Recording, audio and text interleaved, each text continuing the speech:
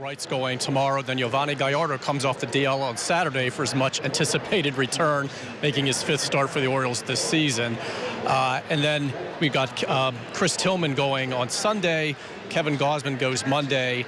And it would be Tyler Wilson's turn again on Tuesday. But obviously this rotation's got to do something here, because having a 4.89 ERA, ranking 26 in the majors, it's not going to get it done. It's almost 6th this month. And keep in mind, this is including Chris Tillman with his 287, which is actually driving the numbers down a little bit. And they know they've got to come up with something in-house. Not a whole lot of options. Despaigne, of course, was called up primarily to work out of the bullpen, though he would be an option maybe later. He was starting at Norfolk and was really good his last 5 starts.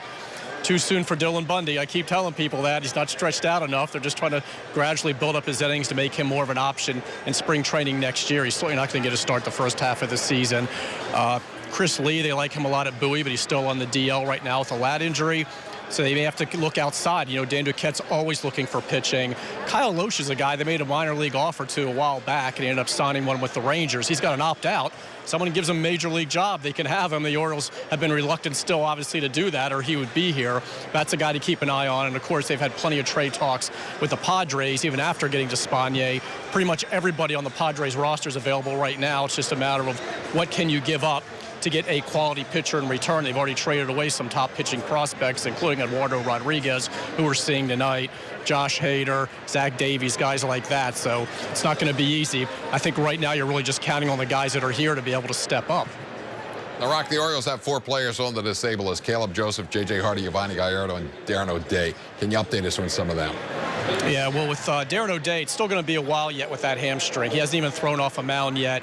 It's getting better just slowly, little by little. He's a little disappointed it's not moving quicker. He's eligible to come off this weekend. There's no way that's going to happen if he's not even throwing off a mound yet. Plus, he's going to need 1 or 2 starts in the minors on a rehab assignment. So we're not going to see him for a little while yet. Caleb Joseph's supposed to see a doctor again tomorrow, and he'll be cleared to be the DH, we think, at Frederick this weekend. But he's not able to catch until the 27th. So, again, he's a ways away. J.J. Hardy's kind of the wild card here because he's still at Bowie.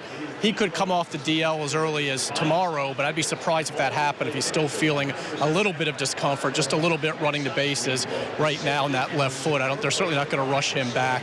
So he would transfer to Frederick if he doesn't come off the DL tomorrow, but he's still a sooner rather than later guy. So he's the one who's really close right now. Vance Worley was out on the field today. He's got the groin injury, and if there was a 7-day DL like they have in the minor leagues, he would have been put on that because he's going to be ready before his 15 days are up. They couldn't afford to go with the short bullpen of him missing a couple series, but he'll be back as soon as those 15 days are up. And, of course, Gallardo's coming off the DL Saturday. Roch, what's the latest on the Manny Machado suspension?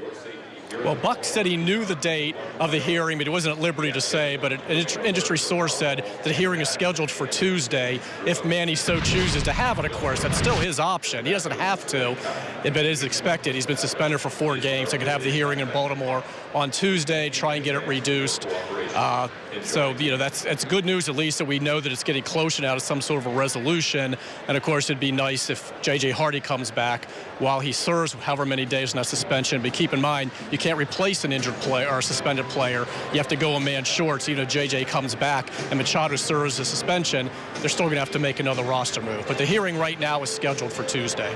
Roch, as always, we appreciate your information. I look forward to reading you there on MASNsports.com. School of Roch. Roch Kubatko live at Fenway Park in Boston.